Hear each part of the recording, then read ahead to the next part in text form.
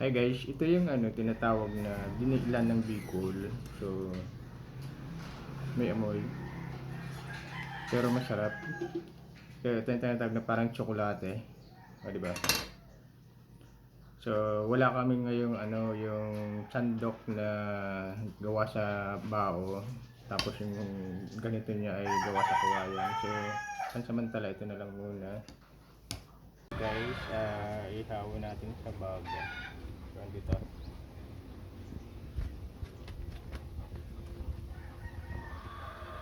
Ano lang siya?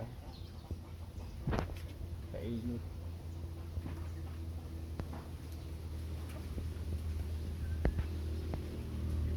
Probinsya dito, di ba? Yung mga ganito, ang daming mga manok, mga kulungan, tapos mga tulog na isip, pato.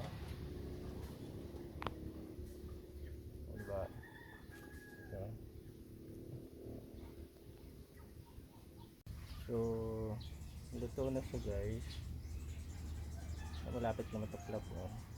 Yan na. Sumabango naman yung amoy niya. 5 pesos lang. O di ba marami daw kapag nalagyan ng kalamansi siya. Masarap. Halagang 5 pesos makakaulam ka ng masarap. O diba? Ano, muntik na masunog.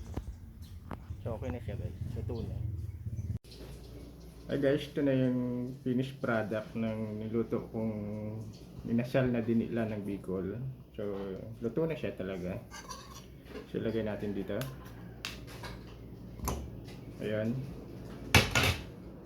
Ayan, diba? So, may bawang din to. Tapos, lagyan natin ng kalamansi o limonsi ito. Ang bango. O, diba? Bango. Dagdag pa yung bango ng kalamansi. Yum.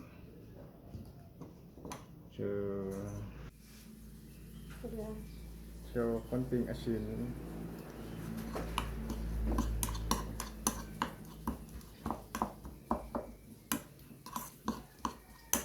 Bango guys, asin. Okay, so tikman natin. Sarap. Sarap.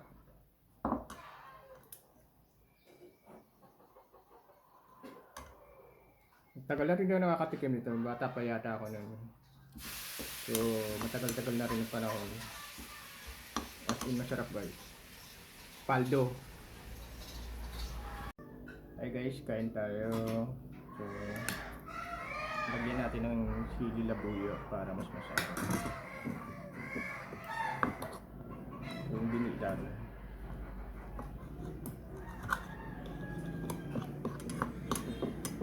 So, ano na siya, nalusaw na din siya. Kalamansi. So, yun yung itsura niya guys. Ganyan. Okay. Ito na siya, diba?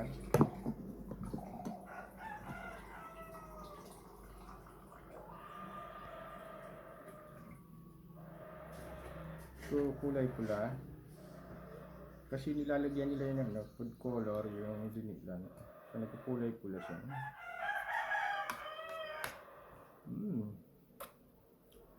Sarap.